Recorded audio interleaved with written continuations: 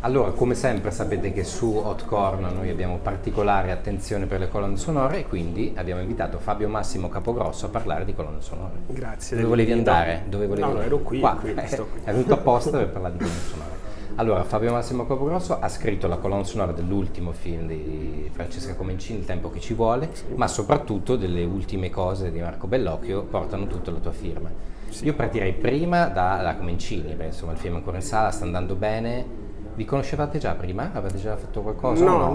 Cioè, avete sentito su Bellocchio? Sì, diciamo che il lavoro fatto su Esterno Notte è stata la mia prima colonna sonora in assoluto, quindi non ci conoscevamo. So che Marco ha parlato di me, quindi bene, penso sì. Perché altrimenti sì.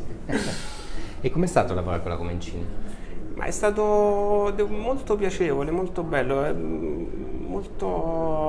stata una colonna sonora che mi sono goduto particolarmente, cioè ho dei ricordi bellissimi di me che scrivevo con mio figlio che veniva a curiosare, mentre altre volte c'è anche chiaramente una dose di stress notevole. Di questa ho un rapporto, un ricordo stupendo. C'è questa frase, no? Prima la vita poi il cinema, che esatto, invece lì è stato, per quanto mi riguarda, proprio vita e cinema insieme, è stato molto bello. Ma lei ti ha dato dei riferimenti timbrici? Lei cioè, ti ha detto voglio questo? Sì. Beh, non voglio questo, però mi ha raccontato cos'era per lei il film, quindi mi ha fatto capire che c'era un'atmosfera fiabesca, che c'era un'atmosfera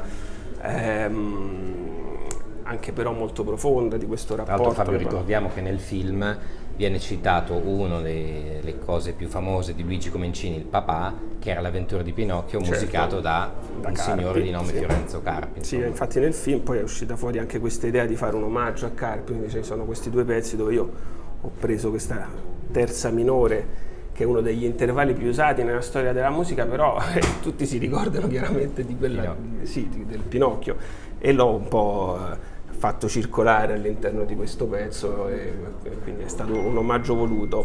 E funziona poi, tra l'altro. Bene. Poi ci siamo incontrati, ma mi ha spiegato, appunto, mi ha parlato solo, ecco, pensa anche a Debussy come riferimento. Sì. Questa è lei che ti dice Fabio cosa stai dicendo? E quindi io ricordo infatti questa riunione in cui ho detto vabbè, ma in Cavac sempre riferimenti semplici, perché Bellocchio pensa a Shostakovich, e lei mi ha detto beh, è per questo che ti abbiamo chiamato, e quindi Senti Fabio, come sei entrato nell'orbita Bellocchio, che è un universo, sappiamo, il cinema di Marco Bellocchio, molto chiuso, nel senso che usa gli stessi collaboratori da anni, per decenni, insomma. Sì, perché gli hanno parlato di me mentre credo lui stesse montando il documentario Max può aspettare. Certo, sul fratello.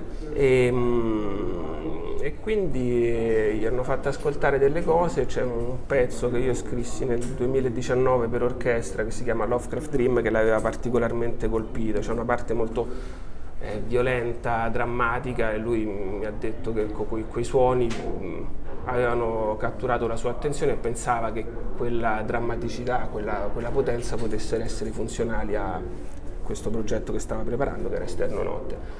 Tra l'altro tu stai già lavorando alla cosa nuova di... No, non so se lo farò io. Non si sa, perché poi appunto sta ancora in fase di... Ma diciamo lì è stato proprio un buttarsi... Ma com'è Marco poi? Ti pressa o no, fai la proposta? Sì, esatto, per Esterno Notte è stato tutto molto, tra virgolette, semplice, al di là della, anche no, essendo un progetto di dimensioni importanti, anche ho dovuto scrivere molta musica, però tutto ciò che io ho proposto funzionava, lui... Accettato? Sì, lì sì. Sul Rapito invece devo dire è stato un percorso molto lungo, molto anche travagliato, perché è un film complessissimo, anche a livello musicale, il legame fra la musica ebraica e la musica cattolica, poi questo rapporto col Cristo, il Rapito io devo dire che è stato, se non avessi già perso i capelli l'avrei persi per Rapito. Non eri rilassato come per il film della Comencini, diciamo? No, No, Rapid è stato, però è stato bello proprio per quello, poi dopo il superare anche, no? Certo. Beh, poi anche Mettersi alla l'esperienza. pressione, sì, cioè, poi comunque poter lavorare con Marco Bellocchio è un privilegio privilegio assoluto. Insomma, lui veramente, quando ci siamo incontrati per il mix del corto, io ho detto, cioè, provo un sentimento di gratitudine infinita verso di lui, perché sento che proprio sono molto cresciuto come compositore, non un compositore di musica da film, come artista in generale, perché ha sviluppato delle molle nel mio cervello che altrimenti non sarebbero state... Sì. Beh, a parte poi comunque anche come... cioè, nel senso, ai nipotini potrei dire di aver lavorato con Marco Bellocchio, che è uno dei padri fondatori del cinema italiano. Senti Fabio, quando hai capito però che ti piaceva fare questo mestiere qui? Perché poi sono due lavori completamente diversi, uno dice, beh, no, se fai la composizione tua è un lavoro. Sì, esatto. Cioè, se ti devi... Infatti tanti, io una volta intervistato Pat Metini, che ha fatto delle colonne sonore, ha detto a un certo punto ho capito che non avevo nessuna voglia di seguire le visioni di altri e ho continuato a fare la mia musica. Ma invece a me attrae proprio questa cosa, perché io, come anche prima di scrivere per il cinema, nella mia produzione c'è molta musica ispirata a quadri, ispirata a romanzi. Ho scritto un brano sui sogni di Lovecraft, che poi è quello che è piaciuto molto a Marco. Ho scritto un brano sui quadri di Dalì. Quindi cerco sempre cioè il mio approccio alla musica è quello di anche guardare il mondo che mi circonda e tradurlo in suoni, quindi leggere. Io ricordo che durante il nostro primo incontro Marco mi ha detto che era rimasto molto colpito da questa musica, però dice, non avendo mai lavorato insieme, vorrei farti leggere una sceneggiatura e se tu anche fra un pochino ci rivediamo, mi fai sentire, ma anche 2 minuti per capire come ti interfacci poi. E io ho letto questa sceneggiatura che è qualcosa di straordinario. Stanotte me ne sono innamorato e l'ho chiamato dopo pochi giorni che avevo scritto 5-6 brani che poi sono tutti rimasti nella colonna sonora. Che anche questa non è una cosa da poco, perché spesso tanti compositori poi vanno a vedere il film finito e trovano solo dei pezzetti. A me piace scrivere sulla sceneggiatura, ecco, anche per Francesca Comencini ho scritto praticamente tutto sulla sceneggiatura, tant'è che dico, poi può essere che arriva il montatore, fa tam e ti restano, tanti compositori dicono che, non mi ricordo chi, ma un americano grosso, non so se era Bernard Herrmann addirittura, andò alla prima e vide la sua musica brutalizzata. No, anzi io devo dire che l'ha valorizzata tantissimo. Esatto, sì. Cioè Francesca Galvelli, Claudio Misantonio, anche Stefano Mariotti hanno valorizzato molto la mia musica. Anche nel contrasto con il repertorio, no? Spesso si vede questa cosa come un trauma. Io se ti dico un momento incredibile, per me straordinario di Esterno Notte, è quando sul Rapimento di Aldo Moro esce fuori il Perché te vas, che è una musica che io non avrei potuto scrivere, e dopo che io per 50 minuti con queste fasce, queste percussioni ho caricato di tensione, quella musica lì io la trovo un'idea geniale. Quindi valorizza forse anche quello che io ho fatto prima. Tra l'altro Bellocchio ce l'ha questa intuizione, se ricordi in Buongiorno Notte mise i Pink Floyd. Sì, anche quella credo che fu un'intuizione di Francesca. Lei comunque ha un talento sulla musica e incredibile. Senti Fabio, che sono i tuoi riferimenti invece in quanto compositore di colonne sonore? Anche se poi non ha senso dire compositore. Esatto, cioè su questo è una cosa sulla quale sulla quale io un po' mi poi il compositore si incazza. No, invece ci sono molti proprio compositori di colonne sonore. Per me il compositore può scrivere musica sinfonica, può scrivere per il teatro, può scrivere per il cinema se è compositore. Quindi ci sono dei compositori che amo particolarmente nel cinema, che sono Morricone, sono Bernard Herrmann, comunque compositori che sono, cioè che vivono il lavoro di scrittura musicale come qualcosa di molto profondo, cioè l'idea del compositore che scrive il tema, che poi passa all'orchestratore, che poi è una cosa lontana da me anni luce. Io ho visto molto in ritardo, infatti mi pento di Ennio, che è un capolavoro di Tornatore. Io vorrei proprio poter dire a Tornatore grazie, perché quello è davvero un capolavoro, e vedere quest'uomo così che espone le sue fragilità, che sono frutto proprio di un travaglio, perché la scrittura è un qualcosa di molto, un processo molto travagliato, l'orchestrazione. Lui dice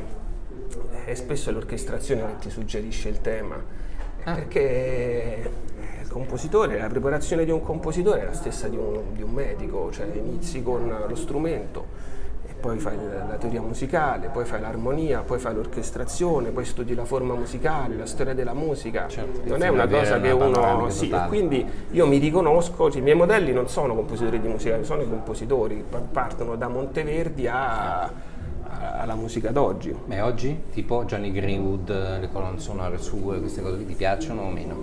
Sì, Johnny Greenwood sì, molto, lo trovo una scrittura molto interessante, molto raffinata, molto... Anche varie poi, molta anche varia, coraggiosa, spinto anche esatto, su... sì, molto, hai fatto un nome che... Sì, non sei mai seduto. Ma senza arrivare lì giù, io dico, abbiamo, che ne so, Franco Piersanti, che è un compositore gigantesco. Sì, senti Fabio, con Camp Sugar invece tu che rapporto hai? Camp Sugar è una delle etichette storiche in Italia di colonne sonore, hanno di tutto, da Stelvio Cipriani a... Sì, sono felice che mi hanno sostenuto in questi ultimi progetti che sono appunto Rapito, sono, se posso permettermi, capitolo secondo di Marco. Che quando non escono in fisico escono in digitale, giusto? Sì, che ma credo che ormai quasi tutte sì, purtroppo diciamo, perché magari un oggetto fisico c'è sempre il suo... soprattutto la colonna sonora. Sì, la colonna sonora. E quindi io sono felice e grato che mi hanno sostenuto in questo percorso, in questi progetti. Ma questa tua seconda vita è ormai la prima vita? O no? No, le due vite non sono staccate. Ce n'hai 3, 4, quante ne hai? Sì, 3, perché poi c'è la vita anche dell'uomo che permette di anche l'uomo. quella del padre, del marito. Ma adesso cosa stai lavorando? Allora, adesso uscirà il 21 novembre questo film molto bello di Gianluca Iodice, su cui sono molto felice del lavoro fatto sulle musiche. Anche lì è stato un lavoro molto lungo, molto travagliato, perché abbiamo iniziato a lavorare insieme da quando lui scriveva la sceneggiatura. E questo per me è molto bello, perché insomma c'è il tempo di crescere insieme al film, di lasciarlo maturare di dentro, provare, no? di provare, sai, quando secondo me prendere delle strade, non so, esatto, non so se funziona molto il fatto di dire questo è il film, fammi la musica, non mi piace. Forse per qualche commedia. Quindi anche lì ho iniziato a scrivere sulla sceneggiatura, poi dopo abbiamo modificato, poi abbiamo capito che c'è sempre un Ma in quel caso sei andato anche sul set poi a fare un giro a vedere o no? No, in quel caso no, perché non serviva. Sul Rapito sì, perché c'era anche della musica diegetica, c'erano tutte quelle scene del battesimo. Infatti molti pensano che quella sia un brano di musica sacra, ma no, in realtà quello che ho scritto io. Proprio Marco voleva dei controtenori, perché all'epoca le donne non potevano cantare, e addirittura c'è un brano, proprio questo del battesimo, dove c'è una linea vocale affidata a Filippo Timi, che poi si sente bassa in sottofondo, perché appunto Marco dice, sai, sarebbe bello se in questo momento così anche il cardinale Antonelli partecipasse in qualche modo. Tipo Bordone. Sì, è come fa un contrappunto alla linea. Quindi lui è stato bravissimo a imparare questa linea, ma per me è stato anche quindi complicato dover usare una vocalità particolare come quella dei controtenori, perché non c'è solo il controtenore solista, ma ci sono 3 controtenori che fanno parte, un quintetto d'archi. Ecco, torniamo al solito, se non hai fra i tuoi modelli da Monteverdi, Palestrina, sono cose che diventa difficile poi, no? Senti Fabio, per chiudere, domani mattina ti suona il telefono e è un regista o una regista che ti dice Fabio, voglio la musica la tua musica per il mio prossimo film, chi vorresti che fosse? Chiunque. Ma senti, io ho un rapporto talmente Bellocchio ancora. Cioè io penso... magari quello ti chiama veramente. No, vabbè, ma al di là di questo che sta preparando, dove credo che magari prenderà altre scelte, se no me l'avrebbe... Però credo che non è un caso che io abbia scritto la prima colonna sonora con lui, perché nella mia produzione c'è sempre un legame con il mondo onirico, c'è un legame con il mondo del melodramma, e quella è la sua formazione, quindi cioè, le cose non è... Io dico sempre anche ai miei studenti di non forzare mai la mano nel cercare, cioè, noi parliamo con quello che facciamo, il compositore parla con quello che mette sul pentagramma, poi quello viaggia, trova la strada e fa un percorso... un fiume. Esatto. Va bene, Marco Bellocchio ti dice sì, il prossimo film ti passa un altro regista che vuole lavorare con te, chi è?